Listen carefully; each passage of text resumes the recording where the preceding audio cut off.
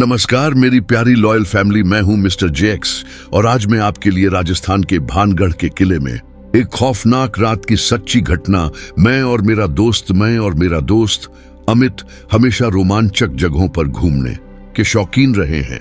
हम दोनों ने कई कहानियां सुनी थी कि भानगढ़ का किला भारत के सबसे डरावने स्थानों में से एक है। हमने तय किया कि हम इस रहस्यमय किले का अनुभव स्वयं करेंगे। हमने जयपुर से अपनी यात्रा शुरू की और शाम होते होते भानगढ़ के किले पहुंच गए। चारों ओर सन्नाटा था और जैसे ही हम प्रवेश द्वार के पास पहुंचे, वहां एक चेतावनी का बोर्ड लगा था, सूर्यास्त के बाद किले में प्रवेश निषेध। हमने इस चेतावनी को नजरअंदाज किया और किले में घुस गए। जैसे जैसे हम अंदर बढ़े, अजीब सा सन्नाटा हमारे चारों ओर छा गया। हवा में अजीब सी ठंडक थी और ऐसा लग रहा था जैसे कोई हमें देख रहा हो। हम धीरे धीरे आगे बढ़ रहे थे कि अचानक हमें किसी के कदमों की आहट सुनाई दी। हमने पीछे मुड़कर देखा, लेकिन वहां कोई नहीं था। हम दोनों ने एक दूसरे को देखा और हंसते हुए कहा कि शायद हमारा वहम है। लेकिन जब हमने महल के खंडहरों में आगे बढ़ना शुरू किया तो हमें एक महिला की धीमी धीमी चीखें सुनाई देने लगी। हमने टॉर्च जलाई और आवाज की दिशा में बढ़ने लगे। अचानक हवा में एक भयानक ठंडक महसूस होने लगी और हमारे सामने एक छाया सी गुजर गई। अमित घबरा गया और उसने कहा कि हमें वापस चलना चाहिए, लेकिन मैं जिज्ञासावश आगे बढ़ता गया। जैसे ही हम महल के भीतर पहुंचे, हमें वहां दीवारों पर अजीब आकृतियां दिखी। कुछ ऐसा लग रहा था जैसे किसी ने दीवारों पर खूनी हाथों से कुछ लिखा हो। तभी अचानक हमें लगा कि हमारे पास कोई खड़ा है। हमने टॉर्च का रोशनी घुमाई और देखा कि एक औरत सफेद साड़ी में दूर खड़ी हमें देख रही थी। उसके चेहरे पर गहरी उदासी थी और उसकी आंखें खाली लग रही थी। हम दोनों ने हिम्मत करके आगे बढ़ने की कोशिश की, लेकिन तभी उसने अचानक एक डरावनी चीख मारी और हमारी ओर दौड़ पड़ी। हम दोनों अपनी जान बचाने के लिए तेजी से दौड़ पड़े। हमें ऐसा लग रहा था कि वह महिला हमारे पीछे पीछे आ रही थी। जैसे ही हम मुख्य द्वार के पास पहुंचे, अचानक किले का वातावरण पूरी तरह बदल गया। हवा और ठंडी हो गई और चारों ओर से अजीब अजीब आवाजें आने लगीं। हम जैसे ही बाहर निकलने की कोशिश कर रहे थे, हमें लगा कि हमारे पैरों में किसी ने जंजीरें डाल दी है। हमारे पैर भारी लगने लगे और हमें चलने में दिक्कत हो रही थी। अमित ने हनुमान चालीसा का पाठ शुरू कर दिया और मैंने भी भगवान का नाम लेना शुरू कर दिया।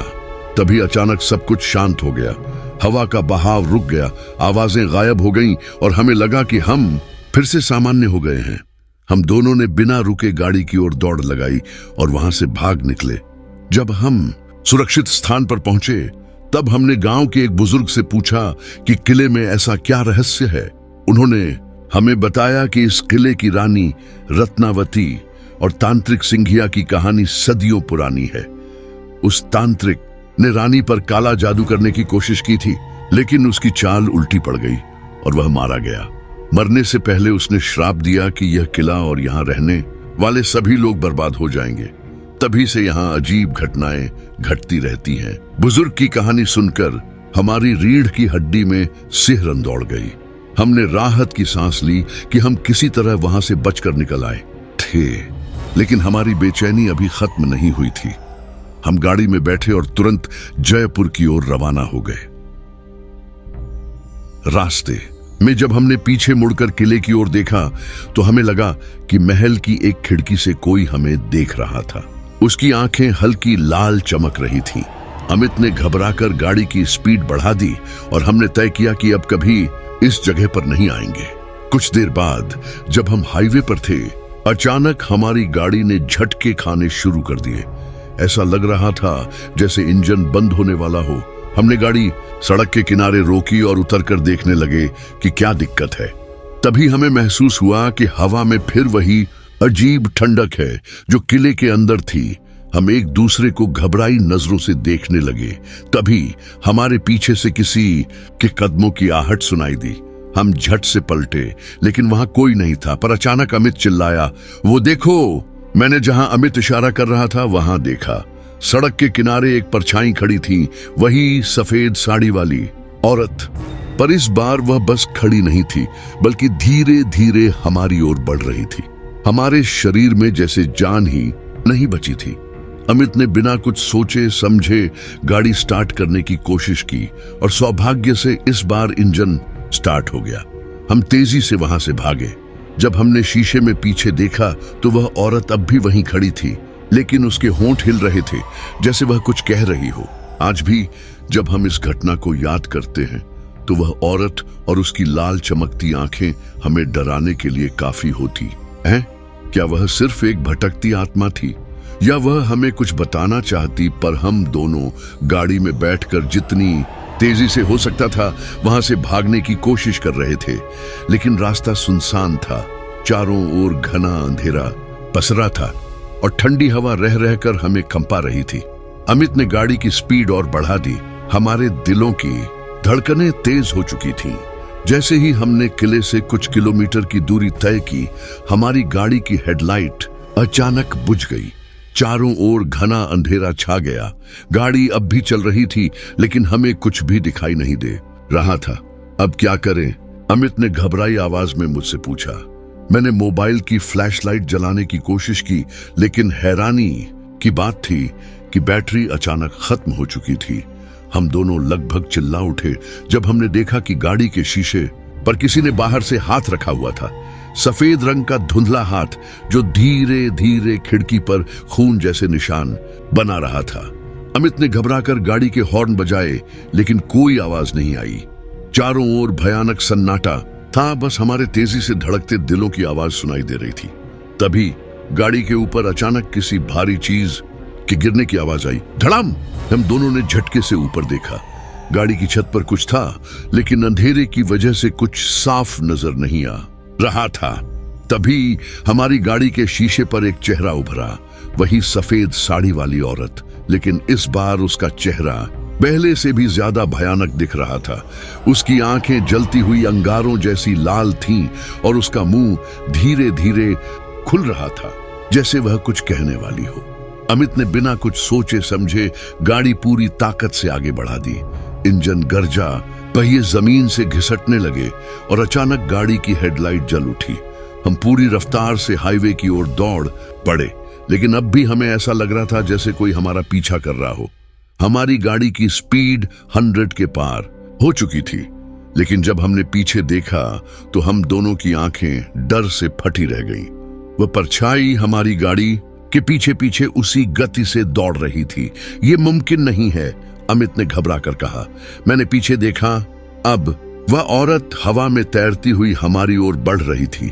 उसके बाल खुले हुए थे और उसकी आंखों से अजीब सी चमक निकल रही थी। तभी अचानक मेरी नजर सामने के सड़क किनारे लगे एक पुराने मंदिर पर पड़ी। मैंने बिना देर के अमित से कहा, गाड़ी रोक, जल्दी मंदिर के पास जाना होगा।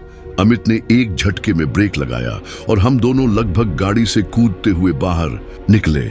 हम भागते हुए मंदिर के अंदर घुसे। जैसे ही हमने मंदिर की चौखट पार की, एक अदृश्य शक्ति ने हमें पीछे खींचने की कोशिश की, लेकिन हम किसी तरह अंदर घुसने में कामयाब हो गए। मंदिर के अंदर प्रवेश करते ही सब कुछ बदल गया। बाहर की चीख पुकार और डरावनी आवाजें अचानक शांत हो गई। वहां एक दीपक जल रहा था और उसकी रोशनी में हमें एक बूढ़े पुजारी बैठे दिखाई दिए। उन्होंने हमारी हालत देखी और बोले, तुम लोग भानगढ़ से आए हो, है ना? हम दोनों ने हाँ में सिर हिलाया और हांफते हुए पूरी घटना उन्हें बताई। उन्होंने आंखें बंद की और कुछ सोचना शुरू कर दिया। फिर धीरे से बोले, वह आत्मा तुमसे कुछ कहना चाहती थी। वह कोई आम भटकती आत्मा नहीं, बल्कि रानी रत्नावती की छाया है। पुजारी ने सिर हिलाया। हाँ, भानगढ़ की रानी रत्नावती ही इस श्राप का सबसे बड़ा कारण थी। वह निर्दोष थी, लेकिन तांत्रिक सिंघिया के श्राप के कारण उसकी आत्मा भी इस श्राप में बंध गई। अमित ने घबराकर पूछा, तो अब क्या हम सुरक्षित हैं? पुजारी मुस्कुराए। जब तक तुम इस मंदिर के भीतर हो, तब तक कोई भी आत्मा तुम्हें छू नहीं सकती, लेकिन मंदिर से बाहर निकलते ही तुम्हें सावधान रहना होगा। हमने डरते हुए पूछा, अब हमें क्या करना होगा? उन्होंने हमें एक काला धागा दिया और कहा, इसे अपनी कलाई पर बांध लो और मंदिर की 7 परिक्रमा करो। इससे तुम्हारी आत्मा को कोई नुकसान नहीं पहुंचेगा। लेकिन याद रखना, वापस कभी भी भानगढ़ मत जाना। हमने वैसा ही किया। जैसे ही हम परिक्रमा पूरी कर मंदिर से बाहर निकले, हमें अचानक हवा में हल्की सरसराहट महसूस हुई, जैसे कोई हमें देख रहा हो। हम बिना एक भी पल गवाए गाड़ी में बैठे और पूरी स्पीड से वहां से निकल गए। इस बार हमें कोई परछाई नहीं दिखी।